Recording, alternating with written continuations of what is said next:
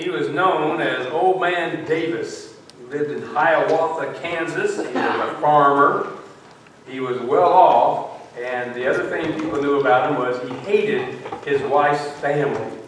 And he told his wife's family, as often as he could, that they were not going to get anything from his estate. And his wife didn't say much. She was kind of kowtowing to him. The town fathers went to him and said, Mr. Davis, we know that you are a long-time member here. You know that we need a hospital. This is back in the 30s. Could you donate some land and maybe some money for the hospital? And he's told them no, and don't come asking again. One time, they went back to him, unbeknownst to the other crowd that had already gone to him, and said, hey, the kid would like a swimming pool. And Davis basically told him to get off his property as quickly as possible. And so he had a reputation of, you don't go near Mr. Davis. His wife died in 1934. And they were wondering what was going to happen to him now that his wife died. What's he going to do with all that money? She died at 70 years old. And so they waited and waited and waited. And then one day someone said, have y'all seen the cemetery lately out at Mount Hope? And they said, no. So they went out, and Davis had paid for a huge marble statue. It was in the shape of a love seat. And Miss Davis, in her younger days, was on one end of the love seat, and all the way on the other end of the love seat was her husband, Mr. Davis. Curious, they thought. Then, about 6 months later, someone said, have you seen it lately? No, so we went back out, and now there was a statue of a carved chair with no one in it. And the heading on the chair said, the empty chair. And they were pretty amazed. And then all of a sudden, a few months later, a couple years later even, someone said, have you been out to Mount Hope Cemetery? No. You should go look. So Davis had paid for a statue of himself sitting there, and this time it had no left hand because he had had an accident on the farm and lost his hand.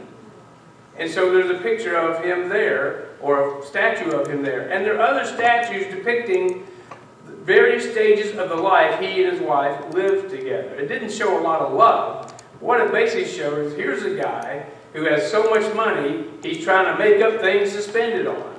And so we had all these marble statues on this plot. It became kind of a tourist attraction. And so people came and came and came. Finally, Old Man Davis died at 90 years old in 1974.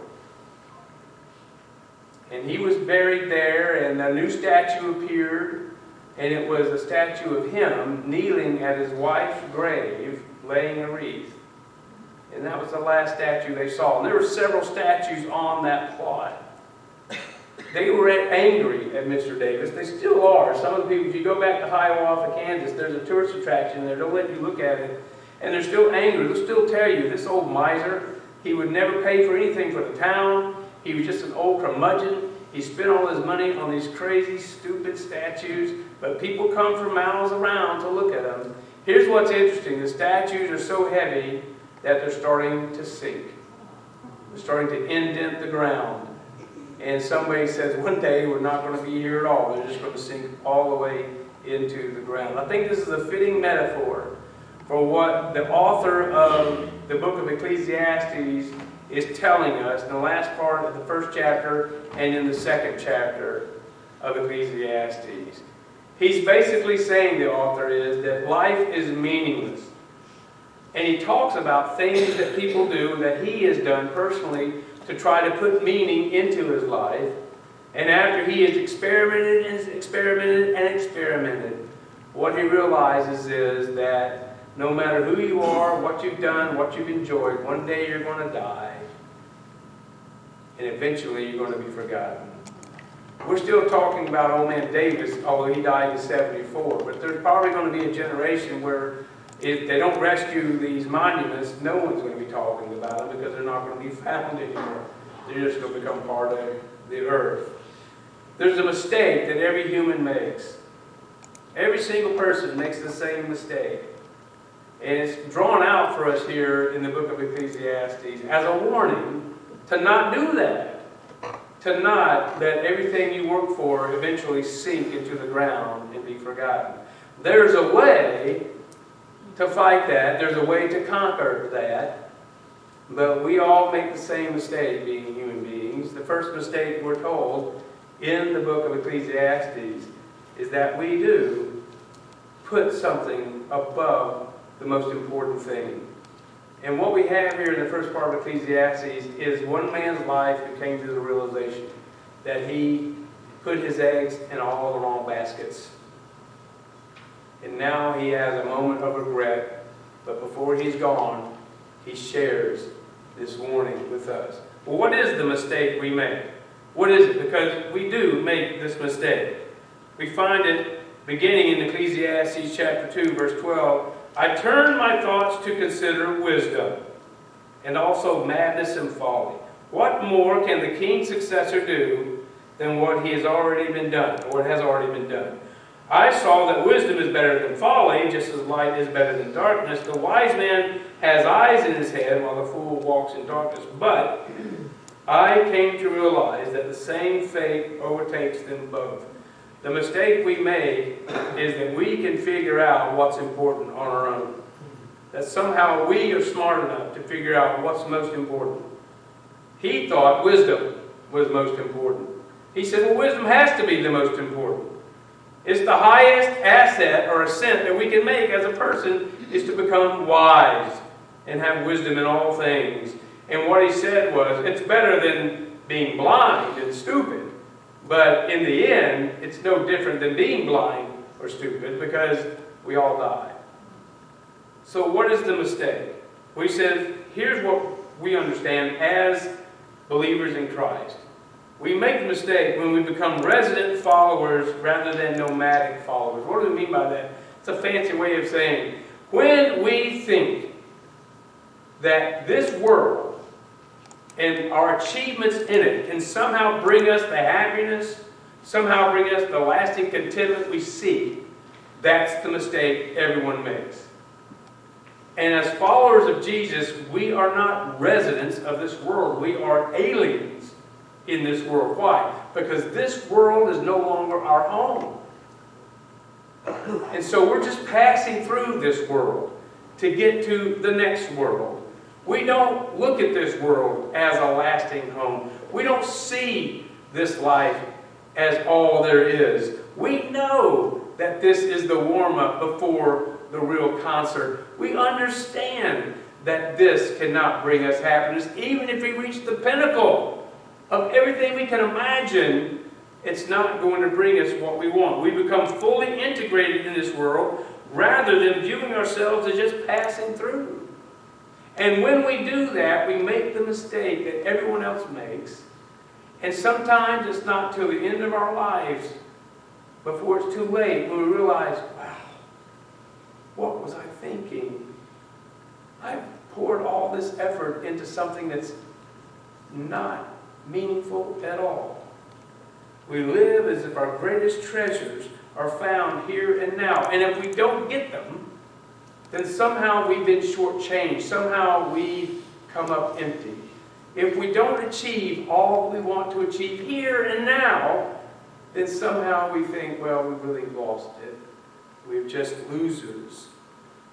Folks, seeking lasting joy and contentment in this world is the greatest mistake a human can make. That's the mistake we all make. People want it all. You remember the beer commercial? You got to go for the gusto. You got to be my age to remember that. Remember that? It's all right here. You got to go for it right now because this life is over and then what are you going to have? Well, that was mistaken thinking. Trying to find everything you want here and now is a huge mistake, and no one has ever found it. Old man Davis, what did he do with his money? He sunk it literally into the ground. He was vengeful, and he got back to people that hurt him or he didn't like, and he said, I'm not going to give you a penny. I'm going to waste this money. And he did. But what is that gaining him now? Nothing. We had a dog in my neighborhood. His name was Brownie, and he was just a little, I don't know what kind of dog he was. He looked like an overgrown rat, you know. And they had that bark. You had dog.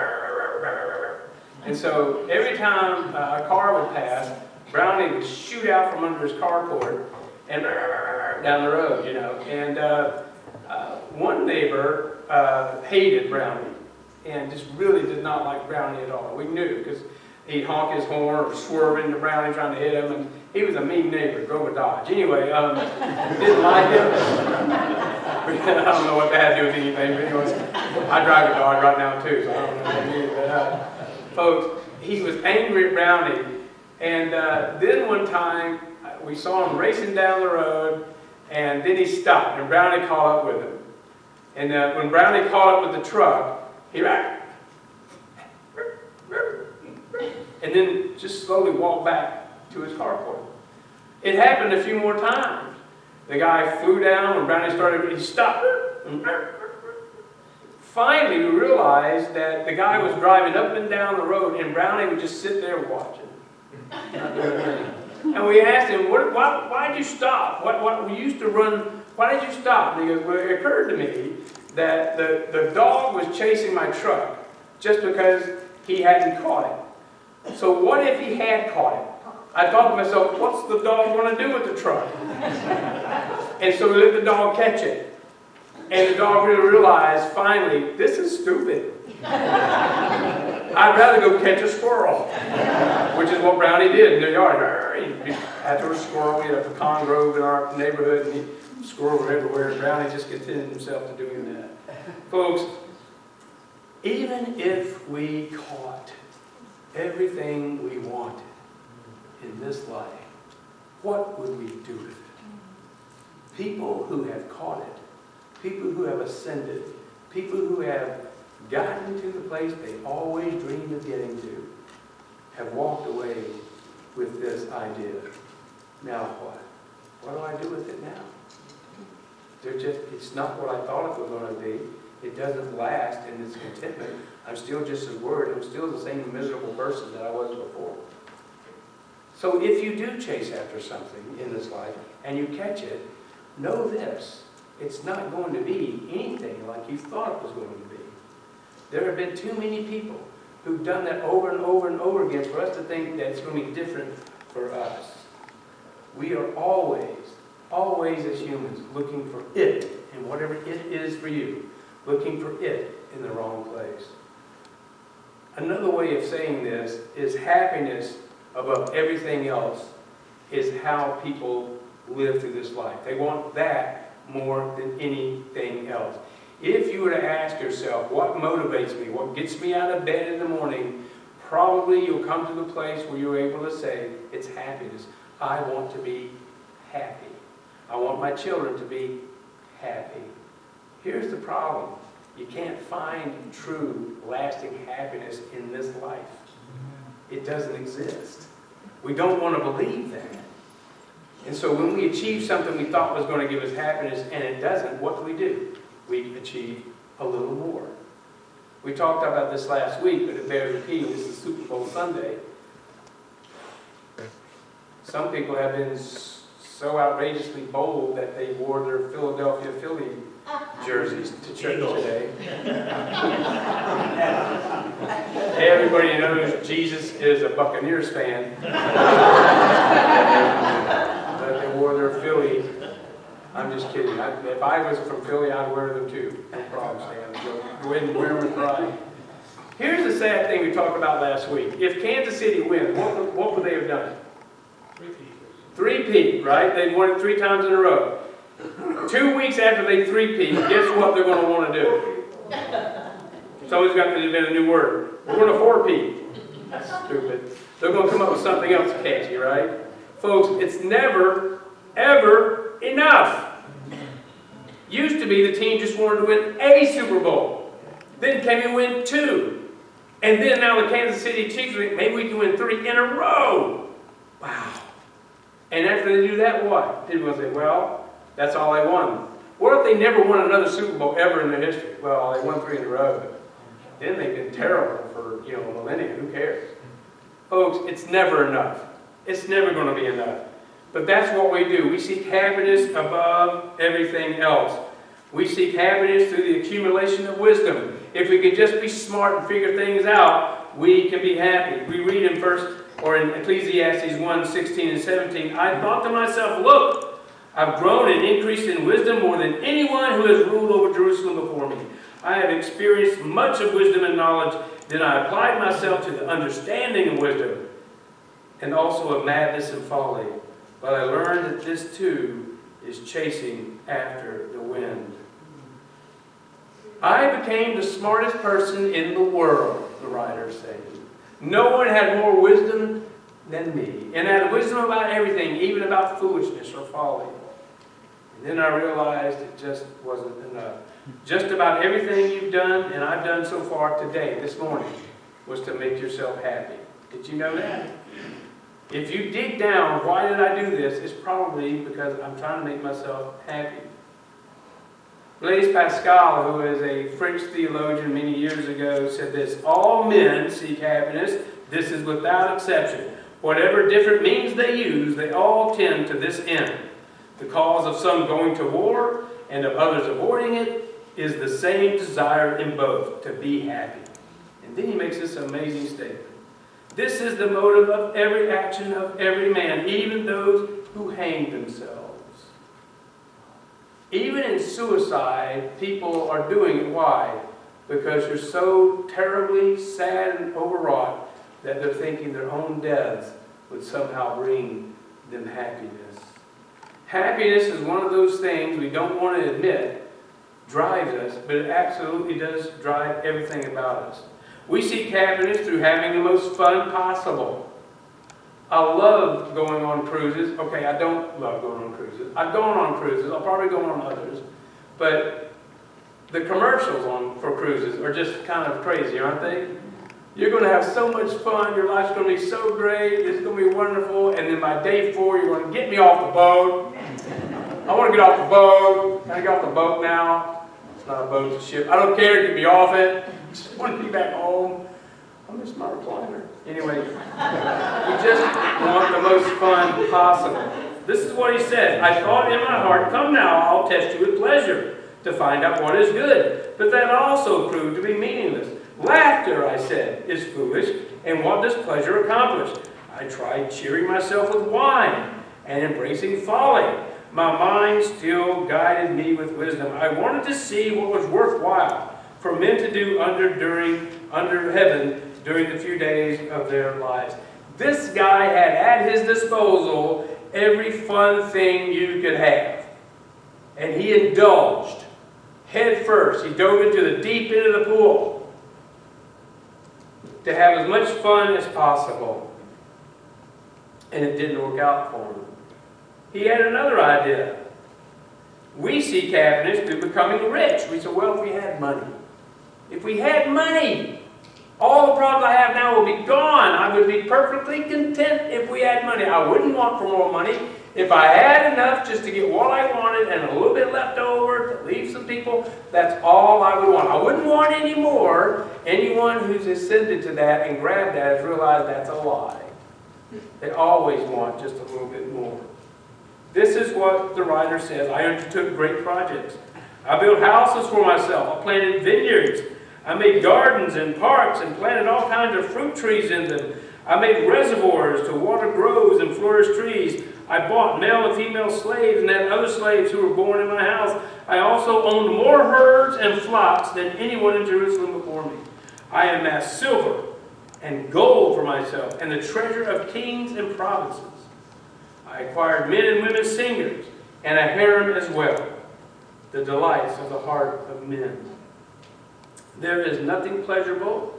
There is nothing about wealth that this man didn't try. And he found out too late, because we find out too late, that this amounts to nothing but chasing the wind. That's all this is. You never catch it, and when you do, you haven't caught anything because it's wind. But you chase after it. This is what the wise man said. He said, for the wise man, like a fool, will not be long remembered. In days to come, both will be forgotten. Like the fool, the wise man too must die. So I hated life, because the work that is done under the sun was grievous to me. All of it is meaningless, a chasing after the wind. Now, if you're like me when I was younger, you'll look at that and go, well, that idiot don't know what he's talking about. If I had money, I'd be fine. If I had what I wanted, I'd be happy with it. Maybe this guy is just some one-dimensional character, didn't understand. I mean, back in the old days, they didn't have cell phones. What did he know? No, folks, they had everything that would warm a heart back then. Pleasures. Anything we can think of, they could do. Anything they think of, we would want as pleasures. He tried it all, and it was nothing to him. Then what is the point of life? Well, he reveals the secret here at the end of chapter 2. The secret is revealed. We find true joy and happiness in only one person. Now, to some of you that sounded like, I don't think I'm going to believe that. But this is a person who is trying to tell us it doesn't matter how rich you are. It doesn't matter how busy and industrious you are. It doesn't matter how much you accumulate in this life. It's not going to be enough. We only find true happiness and joy in one person. Here's where he says, a man can do nothing better than to eat and drink and find satisfaction in his work. This too I see is from the hand of God. For without him, who can eat or find enjoyment? He's saying the only way to find true, lasting enjoyment and peace is through Jesus. That's it, through God. No one can truly enjoy life without acknowledging God as the ultimate source of joy. If you find yourself on a path, trying to find your own way, you're going to end on the same conclusion. Willingly or unwillingly, your mind is going to tell you the same truth. And that is that without God, nothing has meaning in your life. It's all going to be done. The second you die, everything's over. God gives wisdom, knowledge, and happiness to those who please Him, we're told. To the man who pleases Him, God gives wisdom, knowledge, and happiness. But to the sinner, He gives the task of gathering and storing up wealth to hand it over to the one who pleases God. This too is meaningless, a chasing after the wind. When we finally say, God, I'm going to live for you instead of live for my own happiness, when we give that terrible journey up, that's never going to bring us to where we think we want to go. When we understand now, I'm not going to make the same mistakes everyone before me has made in trying to find happiness because it's not going to be there when I get there. When we change and say, God, I want you to be primary to me. I want you to be the only thing that matters in my life. When we do this, our perspective changes and we shift our focus from the here and now to the then and there. We start living for the next life, not this life. What does that mean? That means everything in this life, when it goes away, is not going to matter to us because we put our hope, our eggs in the basket. We put our trust, our faith in the next life. We have had faith when Jesus says, store up treasures for you there and not here. We're saying, I believe you, and I will be content with whatever I have here, not wanting just a little bit more, not getting engaged in that rat race. I'll rise above it, and I will follow you. You know, a car is made to run on gas. Well, right now they already do. It's not going to run properly on anything else. I'm partial to vanilla milkshakes, but they're not going to make my car run. Okay? I can't put that in the tank. It's not going to happen. It's not going to work.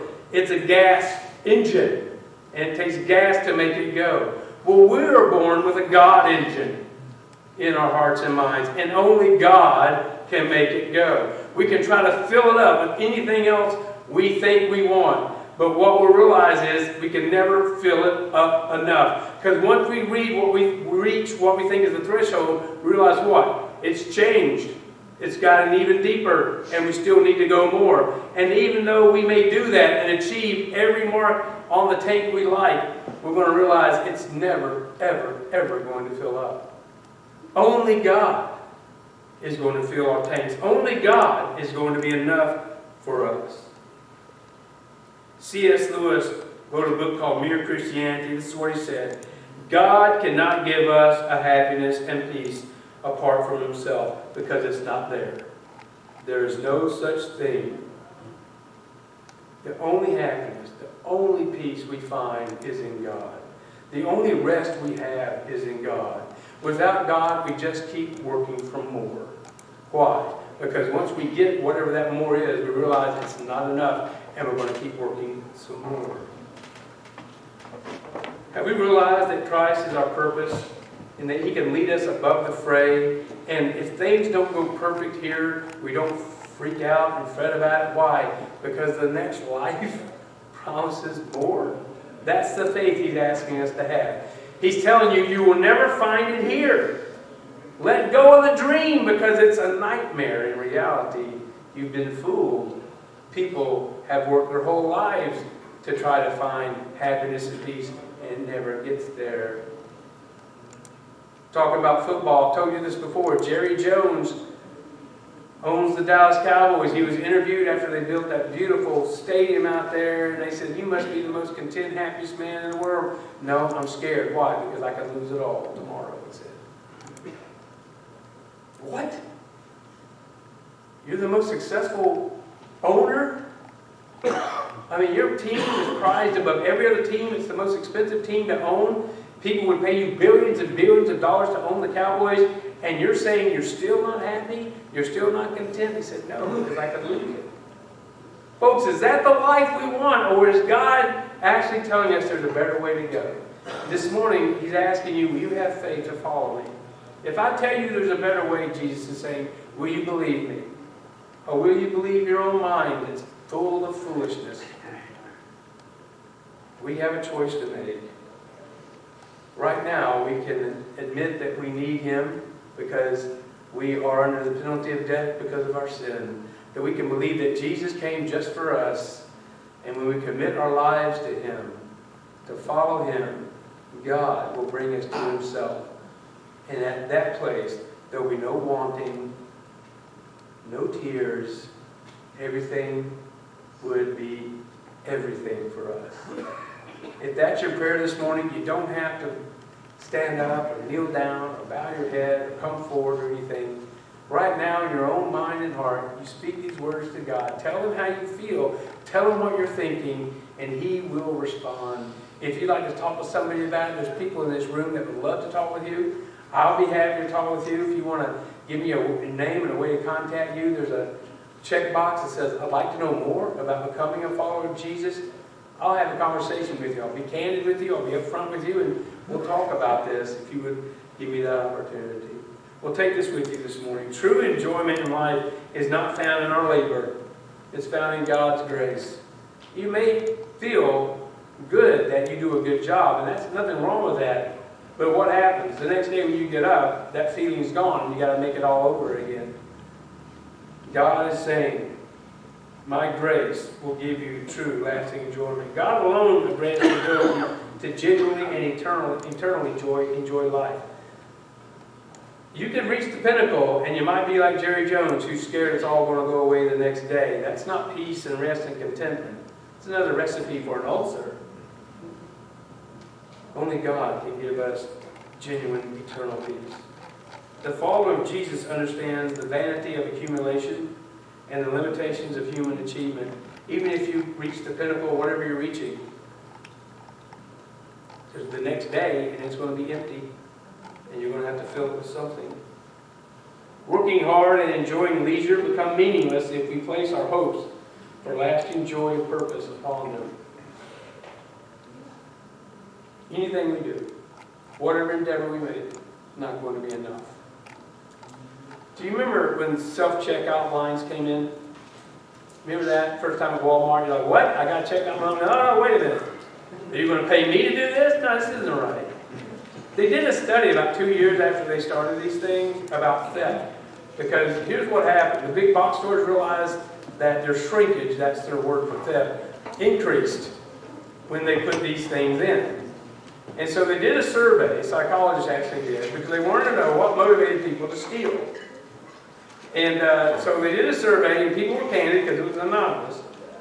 And here's what they found. 14% of people who stole at the self-checkout made a household income of $30,000 or less. 14%. They thought, that's a lot.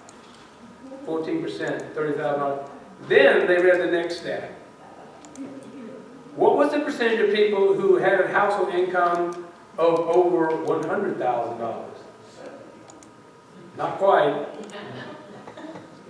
14% for the poverty level. People living at $100,000 a year incomes, 18%.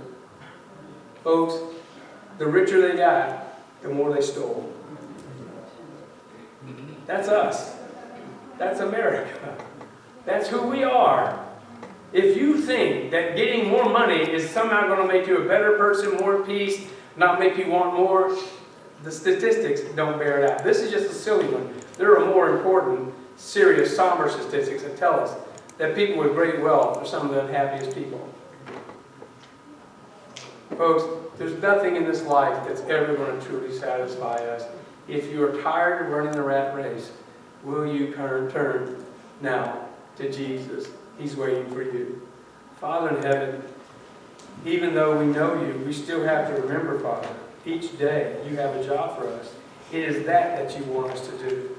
Father, we are not to content ourselves in trying to find something in this life that's going to let us relax and realize we've scored the touchdown, we've won the game, and we don't need to try anymore. Now we can just sail off into oblivion, being totally content. Father, that is a mirage.